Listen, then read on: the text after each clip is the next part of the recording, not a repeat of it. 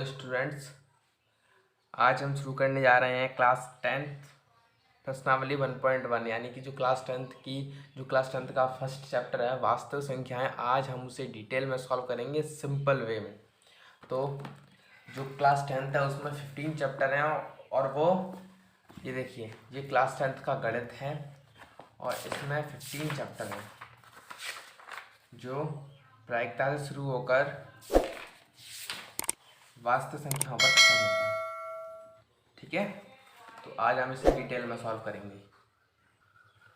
तो ये है फर्स्ट चैप्टर, इसका नाम है वास्तविक संख्याएं। तो वास्तविक संख्याओं के बारे में जानने से पहले हम जानेंगे कि जो संख्याएं क्या किसे कहते हैं। हम संख्याओं के बारे में जानेंगे पहले, ठीक है। तो चलिए चलते हैं, संख्याओं के बारे में जानते हैं।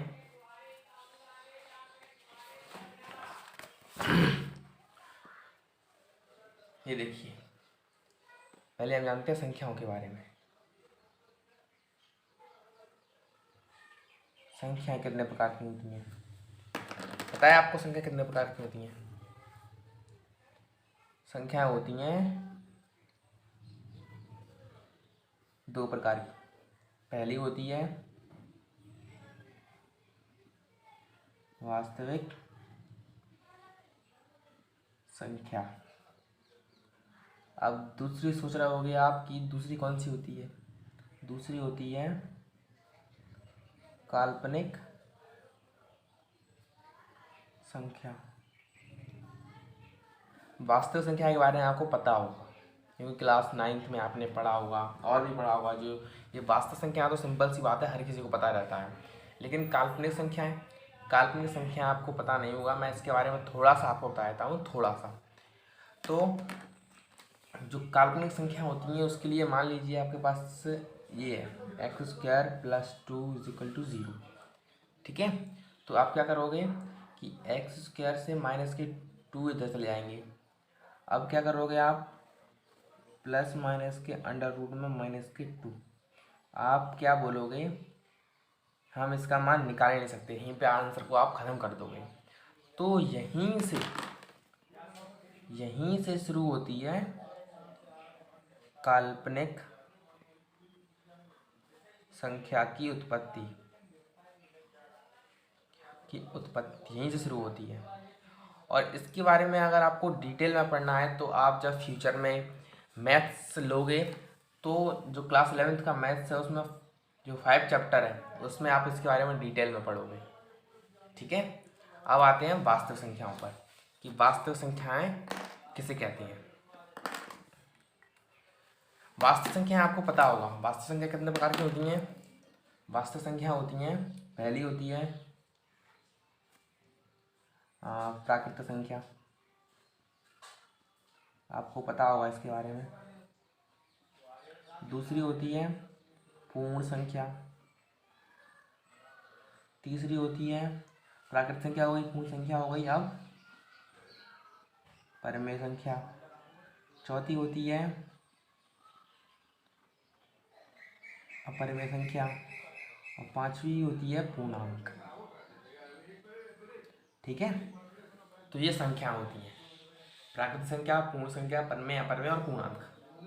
तो प्राकृत संख्या के बारे में जानते हैं पहले हम कि प्राकृत संख्या क्या होती हैं। ठीक है, पहला है, एक एक से डिटेल में मैं आपको बताऊंगा। प्राकृतिक संख्या मैं आपको रटवाऊंगा नहीं, ये नहीं है कि रट्टा मार लो, याद कर लो। चीज़ों को समझना सीखो, क्योंकि जब चीज़ें समझना या समझ में आ जाती हैं तो हम चीज़ों को बनाने लगते हैं और भूलते भी नहीं हैं उन्हें। ठीक है, तो जो प्राकृतिक संख्या है मैं उसकी कोई परिभाषा नहीं दूंगा। जो प्राकृतिक संख्या है ना, वो सारी संख्याएं जो काउंटिंग के नंबर होते हैं वो सभी संख्याएं प्राकृतिक संख्याएं कहलाती हैं।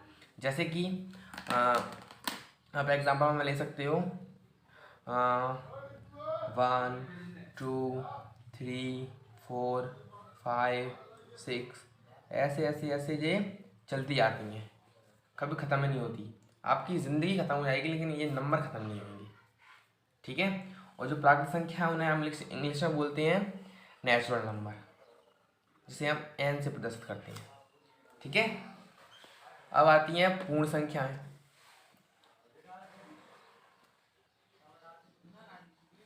पूर्ण संख्या किसे कहते हैं आप? पूर्ण संख्या को हम डिनोट करते हैं W से, जिसे हम बोलते हैं होल नंबर। ठीक है, क्या बोलते हैं? Whole number. पूर्ण संख्याएं का सिंपल सा एक लॉजिक है, आप उसे ध्यान रखना कि 0 + n, ये है जो कुछ भी है वो ये है। मतलब जब हम n में, इस वाले n में हम 0 ऐड कर देते हैं, यानी कि प्राकृतिक संख्याओं में 0 ऐड कर देंगे तो वो क्या बन जाएंगी? पूर्ण संख्या बन जाएंगी। इतना ध्यान रखना है बस। कैसे बनेंगी? 0 1 2 3 4 5 6 ऐसे चलती आती हैं। जैसे यहाँ से 1 से शुरू हुआ था, यहाँ से 0 ऐड और हो गया इसमें, तो ये क्या बन गई? पूर्ण संख्या बन गई। ठीक है, ये हो गई पूर्ण संख्याएं। अब हम परिमेय और अपरिमेय को छोड़ते हैं, अभी डायरेक्टली पूर्णांक पर आते हैं। 5वां पूर्णांक। पूर्णांक किसे कहते हैं? पूर्णांक संख्याएं। ठीक है, पूर्णांक संख्याएं जैसे कि नंबर लाइन के होते हैं सारे। 0 के राइट साइड 1 2 3 4 सारे प्लस के होते हैं। 0 के लेफ्ट साइड -1 -2 -3 -4 -5 ऐसे चलते चलते हैं। ये होती हैं पूर्णांक। ठीक, ये पूर्णांक होती हैं। अब आते हैं परिमेय संख्याओं पर। परिमेय संख्याएं किसे कहती हैं? परिमेय संख्याएं क्या होती हैं? परिमेय संख्याएं, परिमेय संख्याओं का मैं आपको सिंपल बताऊंगा, कोई परिभाषा लिखने की जरूरत नहीं है। प्रत्येक संख्या जिसे हम P/Q के रूप में, यानी कि P/Q के रूप में लिख सकते हैं, जहाँ Q ≠ 0 होता है, उसे हम क्या बोलते हैं? परिमेय संख्या बोलते हैं। जहाँ जो P व Q है वो क्या है?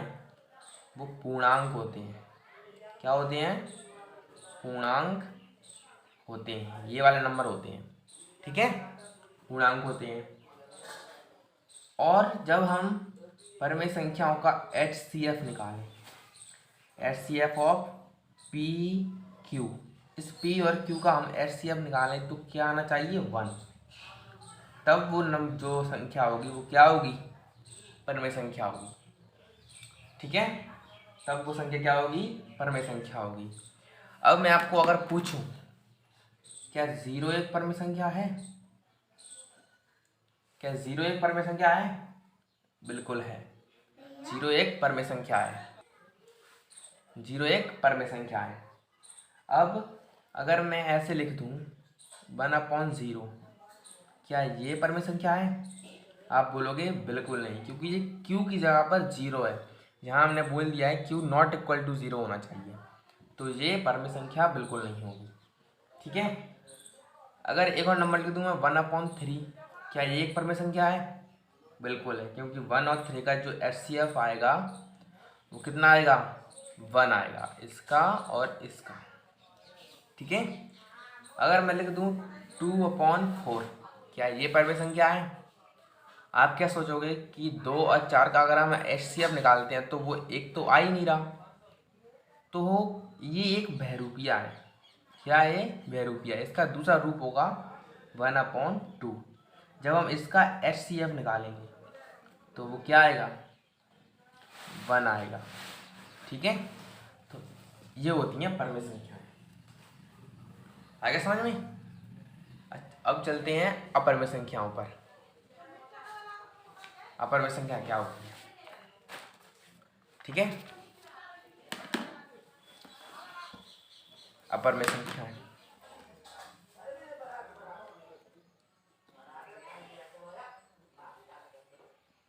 अपरिमेय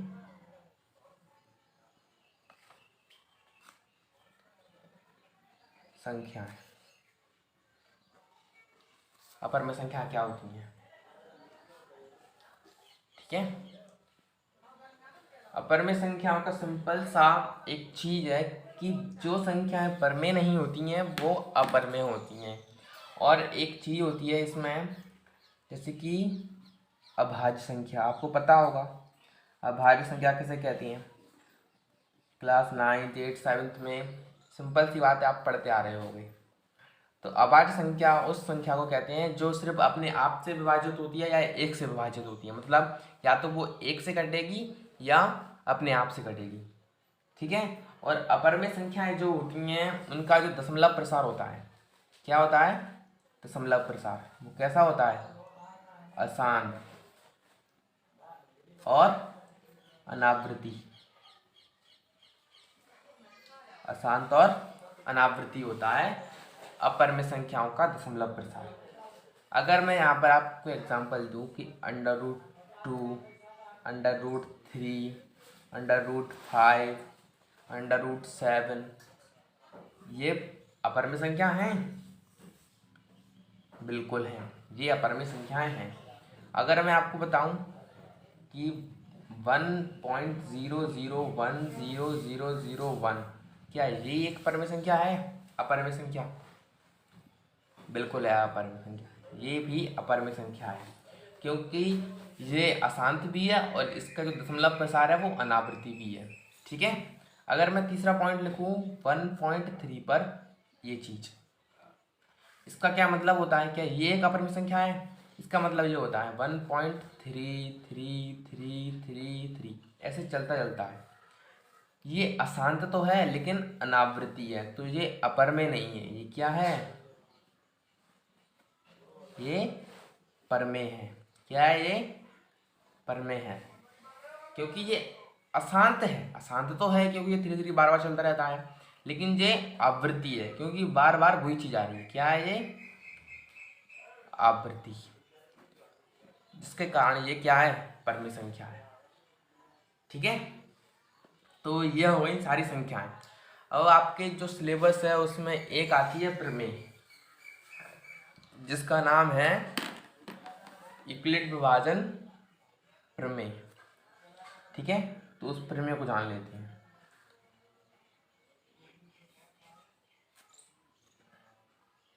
यूक्लिड विभाजन प्रमेय, ठीक है।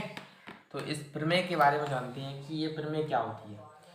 तो जो यूक्लिड विभाजन प्रमेय यानी कि जो यूक्लिड थे, उन्होंने ये कहा यदि आपके पास कोई दो नंबर है, मान लीजिए एक नंबर आपके पास ए है, एक नंबर आपके पास बी है, ठीक है। यदि ए जो नंबर है वो बी से क्या है? बड़ा है, तो इसका लिखने का तरीका क्या होगा? ए बराबर बी क्यू प्लस आर, ये इसका लिखने का तरीका होगा सिंपल, जो आपके गणित में दी हुई है। ये रही, ये है यूक्लिड विभाजन प्रमेय। ये इंपॉर्टेंट भी है सारी यहाँ तक, ठीक है।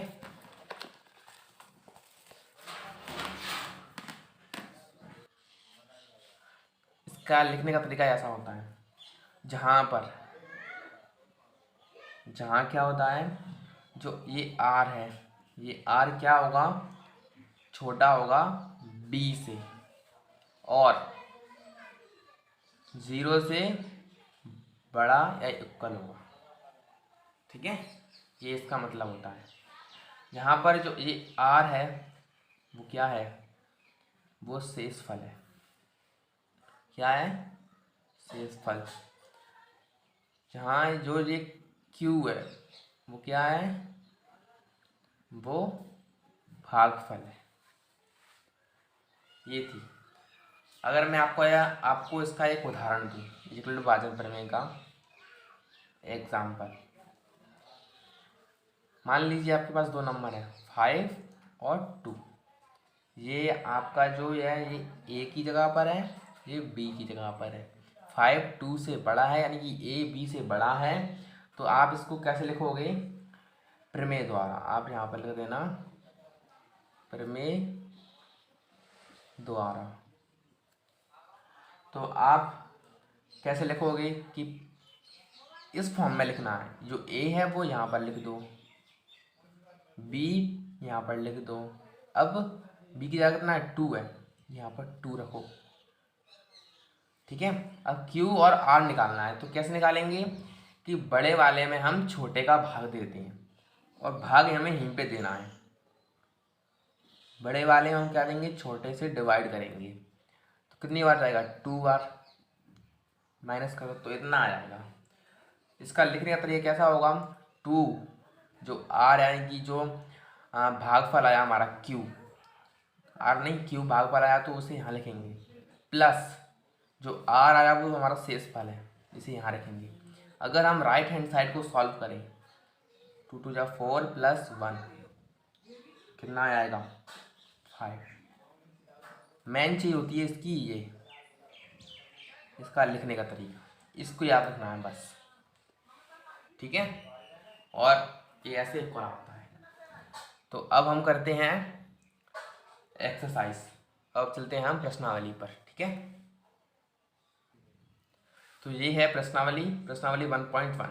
इसका पहला क्वेश्चन क्या बोल रहा है, निम्नलिखित संख्याओं का HCF ज्ञात करने के लिए यूक्लिड विभाजन एल्गोरिथम का प्रयोग कीजिए। किसका प्रयोग करना है हमें, यूक्लिड विभाजन एल्गोरिथम का प्रयोग करके हमें ये सारे क्वेश्चन सॉल्व करना है, 3 जो क्वेश्चन है वो, ठीक है। चलिए करते हैं। पहला क्वेश्चन क्या है, 135 और 225।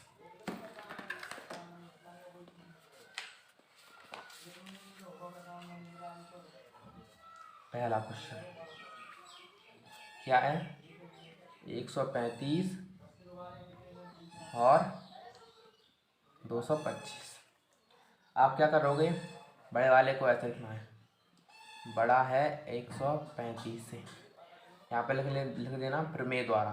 कौन सी प्रमेय द्वारा, यूक्लिड विभाजन प्रमेय द्वारा, ठीक है।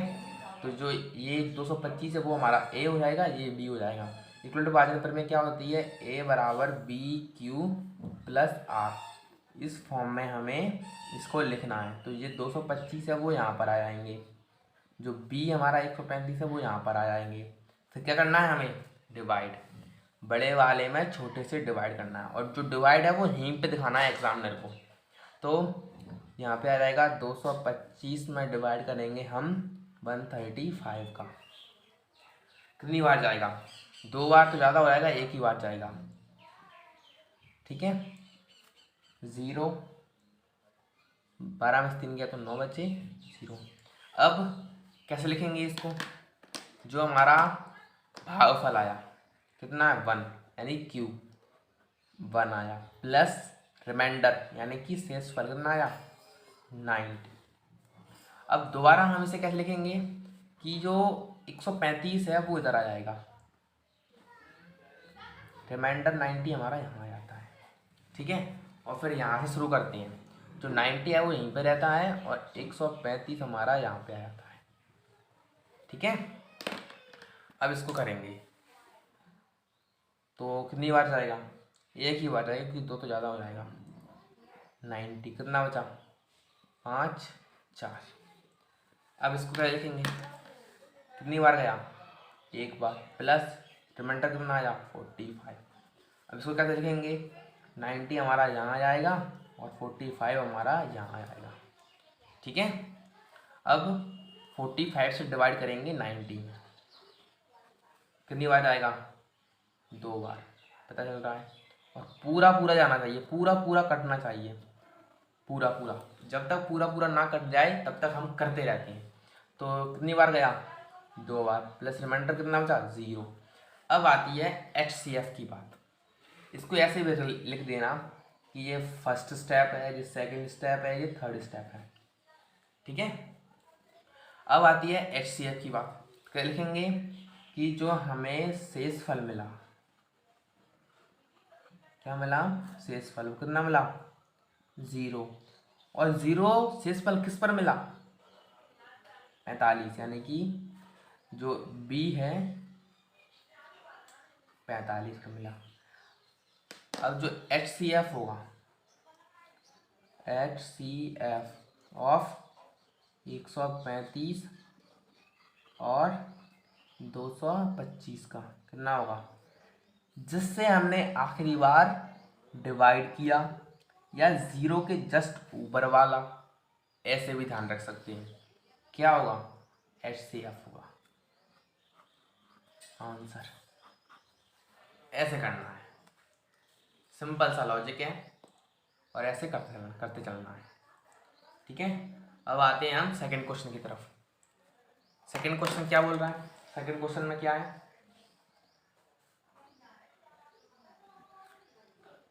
196 और 38,220 इतना। क्या करोगे? बड़े वाले को इधर लिखोगे, छोटे वाले को इधर लिखोगे। बड़ा ये है, ये हमारा ए है, ये हमारा बी है। यहाँ पर लिख दोगे प्रमेय द्वारा। प्रमेय द्वारा क्या हो जाएगा? ए हमारा इधर आ जाता है बराबर बी हमारा यहाँ पर आ जाता है। और क्या करते हैं फिर? बड़े वाले में छोटे से डिवाइड। ठीक है, 196 कितनी बार जाएगा? यहाँ पर 3 नंबर है, 3 नंबर तक ही ले लो। ठीक है, तो 1 बार जाएगा 196। कितना बचेगा? यहाँ पर बचेगा 6 8 1। जो कैरी लेंगे कितने लेंगे? 2। अब कितनी बार जाएगा? ये लगभग 10 के इक्वल है, 9 बार जाएगा। कितना आ जाएगा? 4 6 7 1। इसको घटाओ, कितना बचेगा? 8 9 0 0। इसका फिर हम कैरी करेंगे 0 को। ये लगभग 5 के इक्वल है। करेंगे तो कितना आ जाएगा? 30 0 3 5 9 45 और 3 9 48 की 8 8 लाई 4 5 कम 5 4 9। ठीक है, ये हो गया। मतलब ये एक ही बार में पूरा पूरा चला गया, तो इसको ज़्यादा लिखने की कोई ज़रूरत ही नहीं है। जो हमें क्यू मिला यानी कि जो भागफल मिला वो कितना है? 195 रिमाइंडर प्लस 0। आखिरी बार किससे भाग दिया? 196 से। तो जो HCF होगा, HCF ऑफ 196 वह 38,220 का कितना होगा? 196। ठीक है, ये हमारा आंसर होगा। अब चलते हैं नेक्स्ट क्वेश्चन की तरफ। नेक्स्ट क्वेश्चन क्या कहता है? नेक्स्ट क्वेश्चन भी बिल्कुल इसी की तरह है। नेक्स्ट क्वेश्चन में क्या है? 3 वाला है ना, 867 और 225। ठीक है, 867 को यहाँ पे लिखो, बड़े वाले को 225 को यहाँ पे लिखो। ये हमारा ए है, ये हमारा बी है। यहाँ पे लिख देना प्रमेय द्वारा। ठीक है, क्या करेंगे?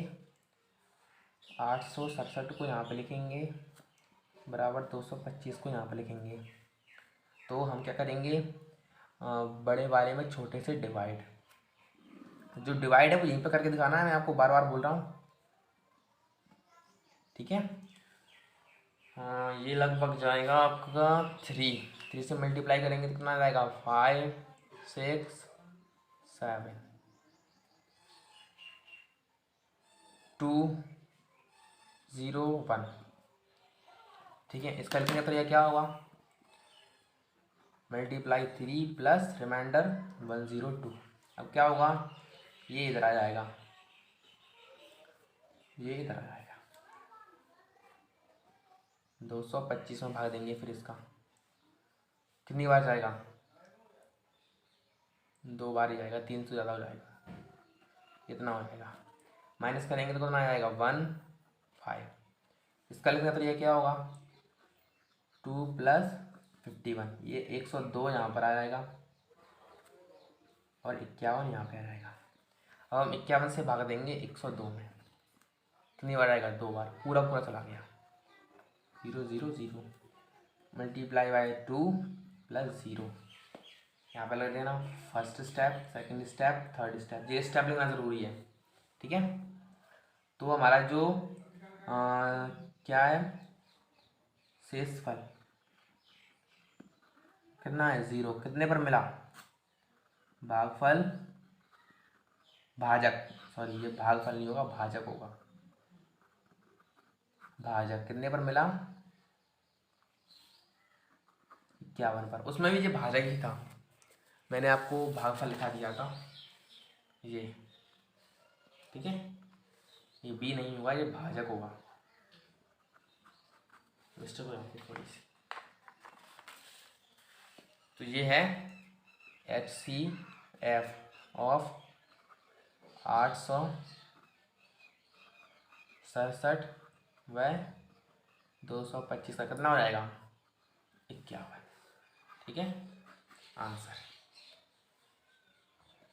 तो इसके हमने सारे क्वेश्चन कर लिए, अब कितने क्वेश्चन रह गए हैं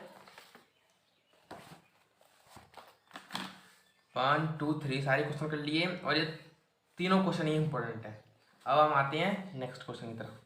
दर्शाइए कि कोई भी धनात्मक विषम पूर्णांक 6q+1 6q+3 6q+5 के रूप का होता है जहाँ q एक कोई पूर्णांक है। q क्या है पूर्णांक है, पूर्णांक संख्या मैंने आपको पहले ही बता दिया है, और इसके रूप का आंसर लाना है, हमें 6q+1 के रूप का लाना है, 6q+3 के रूप का लाना है, और 6q+5 के रूप का।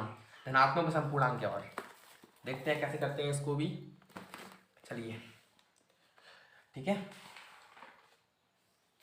कौन सा क्वेश्चन है 2।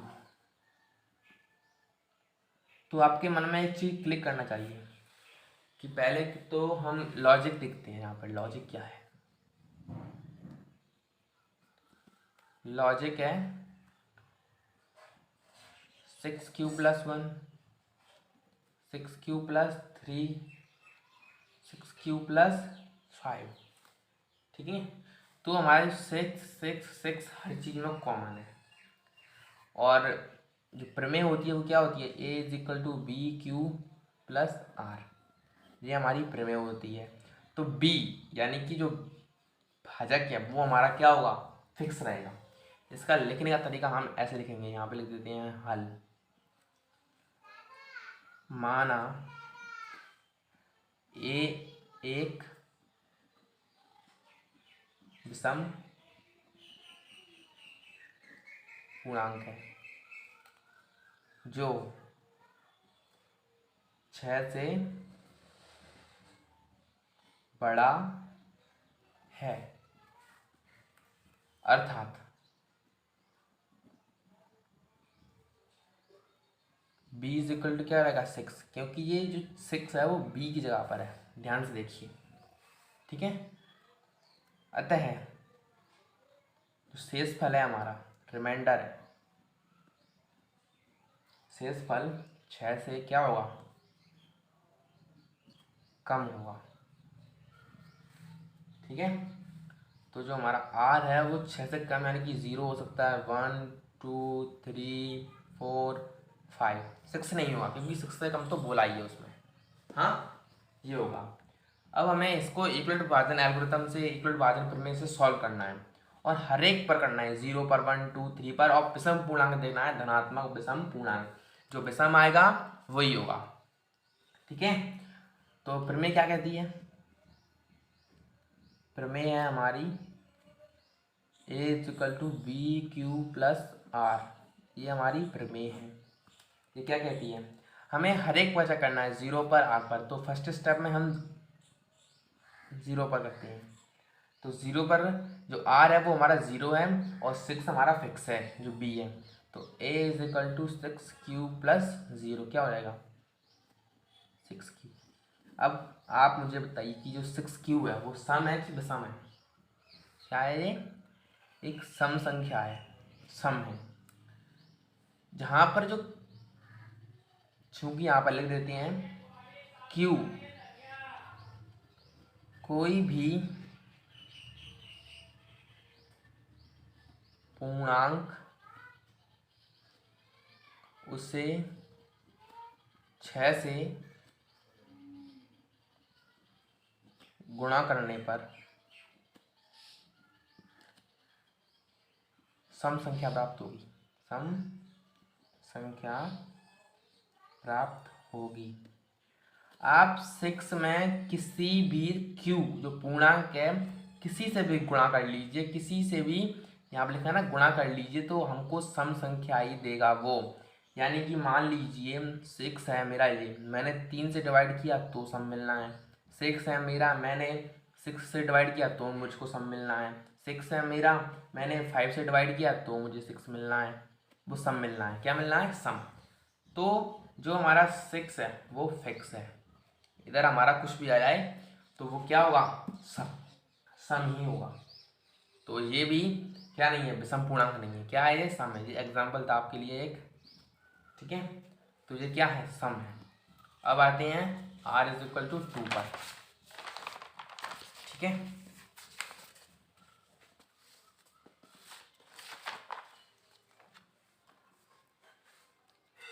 क्या लिख लेंगे? r इज इक्वल टू 1, 2 नहीं 1।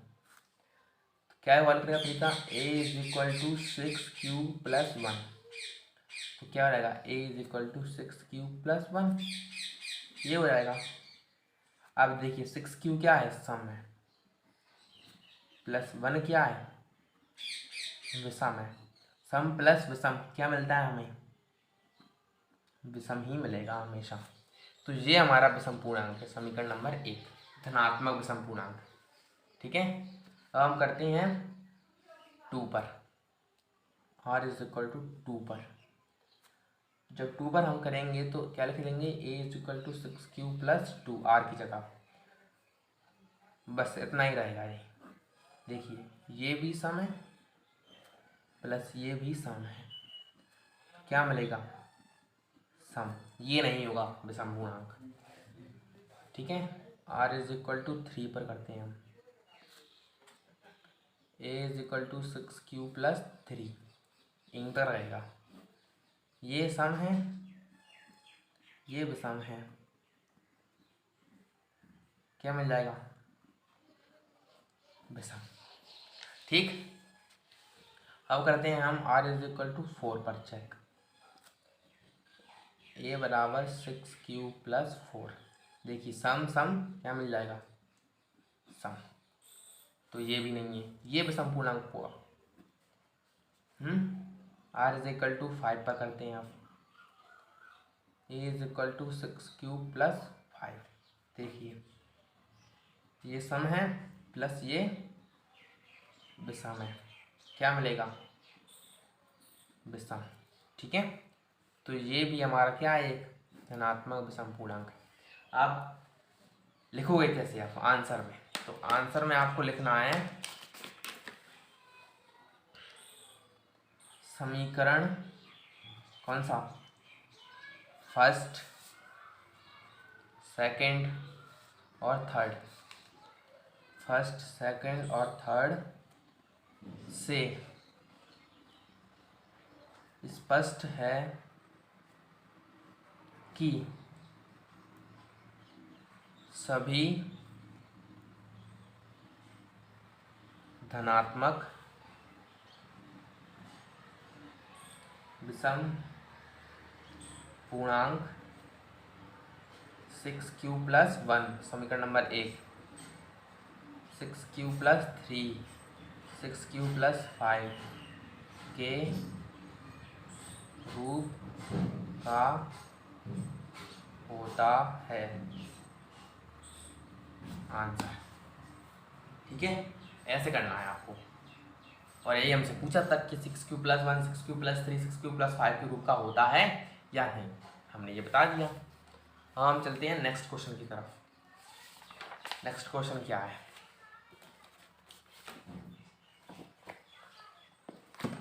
ये देखिए, किसी परेड में 616 सदस्यों वाली एक सेना या आर्मी की टुकड़ी को 32 सदस्यों वाली एक आर्मी बैंड के पीछे मार्च करना है। दोनों समूह को समान संख्या वाले स्तंभों में मार्च करना है। उन स्तंभों की अधिकतम संख्या, ये कीवर्ड है एक, क्या है? कीवर्ड। अधिकतम संख्या क्या है जिसमें वे मार्च कर सके, ठीक है। अधिकतम का मतलब होता है HCF। अगर यहाँ पर न्यूनतम होता तो हम उसका क्या निकालते? LCM। लेकिन यहाँ पर क्या है? ऐसे ये कीवर्ड होते हैं जिससे हमें पहचानना पड़ता है कि हमें निकालना क्या है, ठीक है। तो ये कीवर्ड है। हमें क्या निकालना है, इसका HCF निकालना है। चलिए निकालते हैं, सिंपल सा क्वेश्चन है, ठीक है। लिख लेते हैं प्रश्नानुसार।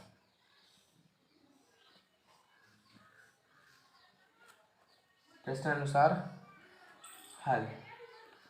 यहाँ पर लिख देते हैं कि जो अधिकतम है, इसीलिए हम क्या निकाल रहे हैं, HCF।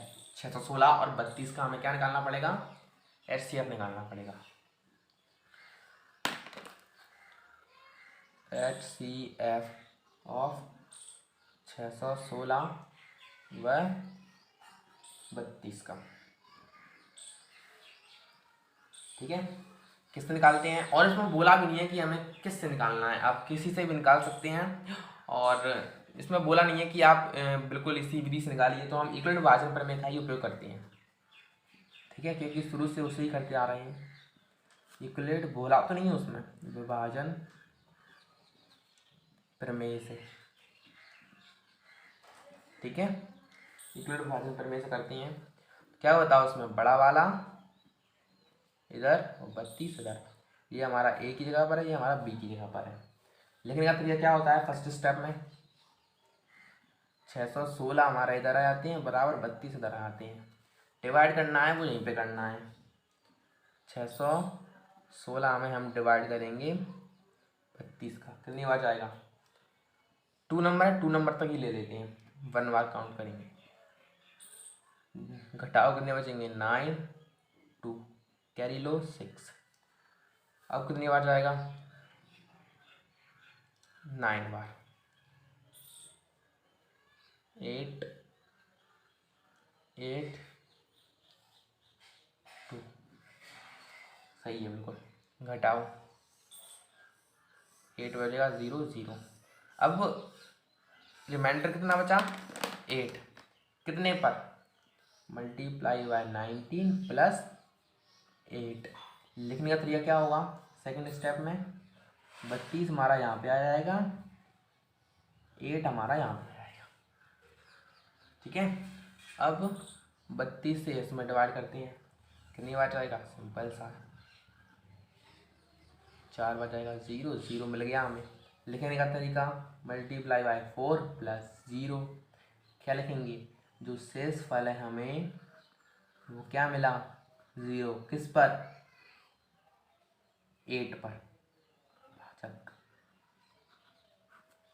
मिला 8 पर। जो हमारा HCF होगा किसका, 616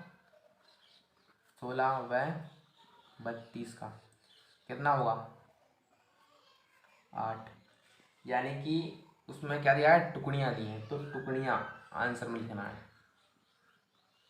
टुकड़ियाँ मार्च कर सकती है, कितनी, 8 टुकड़ियाँ। तो ये हो गया आंसर, ठीक है, ऐसे करना है। अब चलते हैं नेक्स्ट क्वेश्चन की तरफ। नेक्स्ट क्वेश्चन क्या है, ये रहा, यूक्लिड विभाजन प्रमेय का प्रयोग करके दर्शाइए कि किसी धनात्मक पूर्णांक का वर्ग किसी पूर्णांक m के लिए 3m+1 के रूप का होता है। ये बिल्कुल क्वेश्चन इसी की तरह है, सेकंड वाले के लिए इसमें बोल दिया है वर्ग करना है, इसका क्या करना है, वर्ग। चलिए वर्ग करते हैं और करते हैं इसको सॉल्व। कौन सा है, चौथा वाला। यहाँ पर लिखेंगे पहले,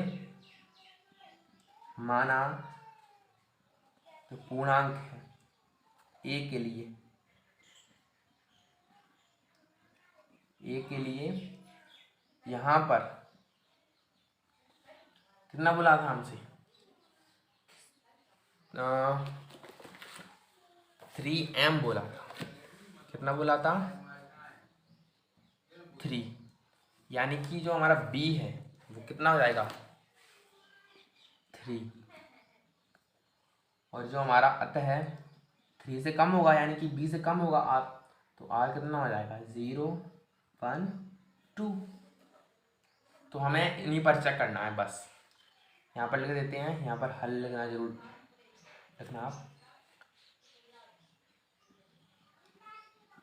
यूक्लिड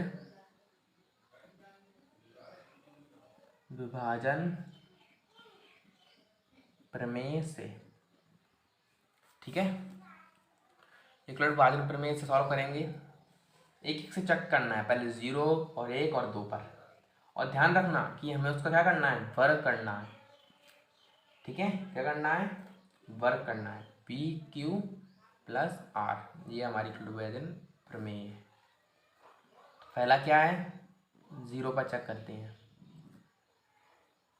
तो क्या रहेगा, a is equal to 3m में दिया है तो प्लस 0 यहाँ पर आ जाएगा, तो क्या हो जाएगा, a is equal to 3m, यहाँ पर लिखेंगे वर्ग करने पर, क्या लिखेंगे, वर्ग करने पर, दोनों तरफ, इस तरफ भी इस तरफ भी, a square is equal to 3m square, तो a square is equal to क्या हो जाएगा, 9m स्क्वायर, ए स्क्वायर क्या हो जाएगा हमारा, यहाँ से 3 कॉमन है, 3 बाहर लो, 3m स्क्वायर हो जाएगा।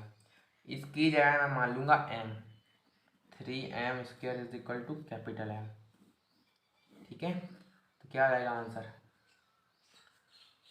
3m का रूप, पहले का आंसर हो गया, 3m आ गया। अब हमें क्या निकालना है, 3m प्लस 1, ठीक है, वो भी ऐसे ही आ जाएगा। अब हमें चेक करना है इस पर, r इज इक्वल टू 1 पर, अब हम चेक करेंगे r इज इक्वल टू 1 पर, r इज इक्वल टू 1, ठीक है।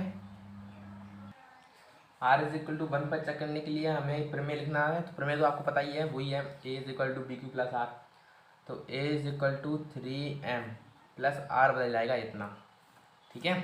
वर्ग कर देंगे दोनों तरफ, क्या कर देंगे, वर्ग, तो a square is equal to 3m plus 1 का होल स्क्वायर, तो किसके रूप में है, a प्लस बी का होल स्क्वायर, चूँकि क्या होता है, A square plus B square plus 2ab, इसके रूप में लिखना है।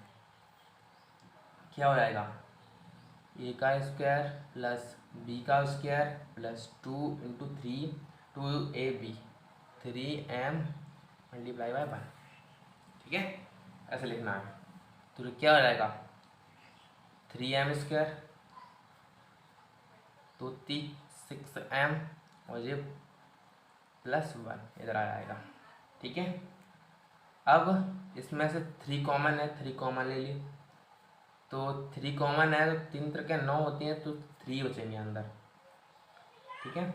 m स्क्वायर प्लस 2m, ये प्लस 1, इसकी जगह मैं मान लूँगा 3m square plus 2m is equal to capital M, ठीक है, मैंने मान लिया है।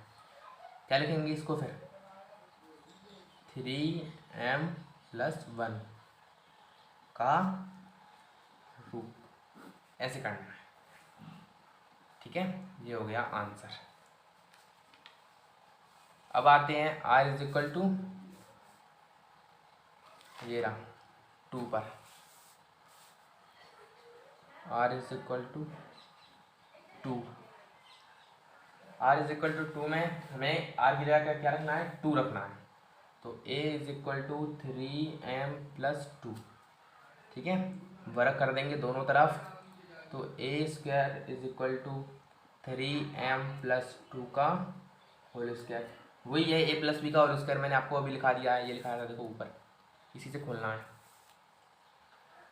तो खोल दो, 3m square plus 2 square B का square plus 2 into 3a into B, ऐसे खुल जाएगा। क्या हो जाएगा, स्क्वायर करेंगे तो 9m स्क्वायर, इसका 4 प्लस 2 3 6 6 दूनी 12m, ठीक है। तो इसको ढंग से लिख लेते हैं, 9m square plus 12m plus 4, common निकालो 3, 3m स्क्वायर बचेगा प्लस 4m प्लस 4, इसकी जगह मैं मान लूँगा 4 को मैं लिख सकता हूँ, यहाँ पर 4 नहीं आएगा, यहाँ पर आएगा 3+1, ऐसे मैं लिख सकता हूँ, 4 को लिख सकता हूँ, कहीं लिख सकता हूँ। तो इस पूरी की जगह मानेंगे अब m को, ठीक है। क्या हो जाएगा 3m+1 का रूप, ये है हमारा आंसर। तो आप कैसे लिखोगे, आपको कैसे लिखना है, समीकरण नंबर 1, 2 और 3। तो आपको ऐसे लिखना है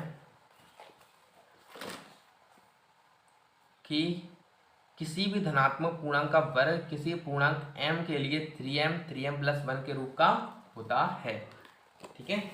तो ऐसे आपको लिखना है, 3m+1 के रूप का होता है, ठीक है। आ गया, ऐसे करना है। अब चलते हैं नेक्स्ट क्वेश्चन की तरफ। नेक्स्ट क्वेश्चन क्या कर रहा है, लास्ट क्वेश्चन है। यूक्लिड विभाजन प्रमेय का प्रयोग करके दर्शाइए कि किसी धनात्मक पूर्णांक का घन 9m+1 9m+8 के रूप का होता है।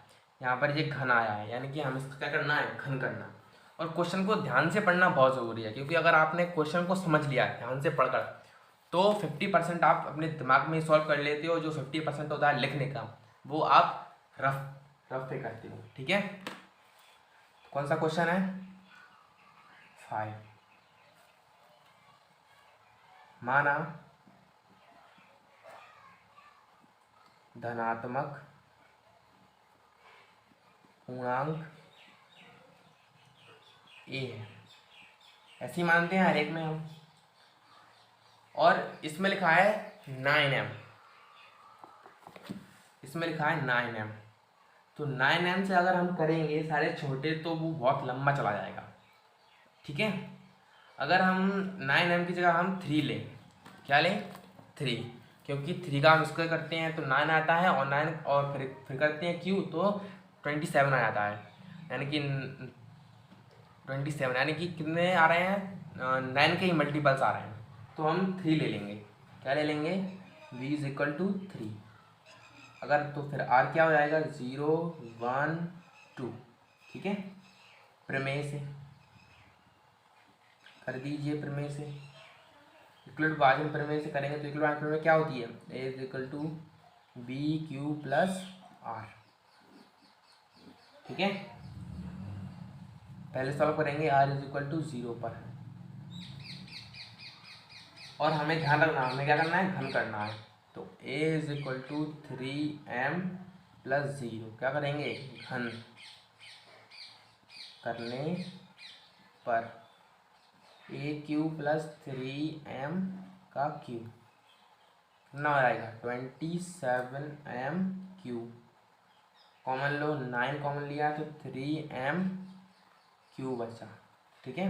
इसकी जगह मैं मान लूँगा कैपिटल M, ठीक है। तो क्या हो जाएगा, ये 9m का रूप, ठीक है। ये ऐसे करना था। अब आते हैं हम r = 1 पर। तो a = 3m+1, क्या करना है, घन करना है। तो a³ क्या हो जाएगा, 3m+1 का क्यूब। सूत्र पता है, a + b का होल क्यूब क्या होता है, a³ + b³ + 3a² b + 3b² a, यही होता है ना। इसी से हम इसे खोल देंगे, खोलने पर हमें क्या मिलेगा, 3m³ + 1 का क्यूब + 3m² × 1 + 3 1 का स्क्वायर × 3m, ठीक है। ये हो जाएगा। अब हम ढंग से ये और ये ले लेते हैं। तो 27m³ + 9m² × 3 + 9m+1, ठीक है। कॉमन निकालो, 9 कॉमन आ जाएगा तो कितना बचेगा, 3m³ प्लस 3m² प्लस यहाँ से निकालेंगे 9 तो m बचेगा, यहाँ पर प्लस बाहर, इसकी जगह मैं मान लूँगा कैपिटल M। क्या हो जाएगा 9m+1 का रूट। इतना सिंपल है, बस आपको सूत्र याद होना चाहिए ये वाला, आप पूरा खोल दोगे यार, आपको कैलकुलेशन करने आनी चाहिए। ठीक है, और चलते हैं हम r=2 पर। ठीक है, r=2 तो प्रमेय से खोलेंगे 3m+2, क्या करना है घन करना है, घन करेंगे तो क्या हो जाएगा a³ 3m+2 का होल क्यूब। उसी सूत्र से खोलना है, हम उसी सूत्र से खोल देंगे पूरा। तो 3m³ + 2³ + 3m² × 2 + 3 1 का स्क्वायर × 3m, ये खोल दिया सूत्र से। हाँ, ढंग से कर लेंगे, खोल देंगे इनको। 27m³ + 8 + 3 × 9 9 × 18 m² प्लस ये हो जाएगा 36m। कॉमन निकाल लो, 9 कॉमन निकलेगा तो कितना बचेगा 3m³ + 2m² + 4m। इस +8 को उधर रहने दो, इसकी जगह मैं मान लूँगा कैपिटल M। कितना हो जाएगा 9m+8 का रूट। ऐसे आपको करना है सारे क्वेश्चन मैंने आपको करा दिए हैं और ऐसे ही करना है। ठीक है, ये देखिए सारे क्वेश्चन कर लिया है हमने। अगर आपको वीडियो पसंद आया हो तो प्लीज़ लाइक शेयर सब्सक्राइब ज़रूर करना, क्योंकि वीडियो को बनाने में बहुत मेहनत लगती है। ठीक है, सो थैंक्स फॉर वॉचिंग। हमने सारे क्वेश्चन कर लिए और इसके अगले वाली वीडियो मैं जल्द आपको प्रोवाइड करा दूंगा। So thanks for watching.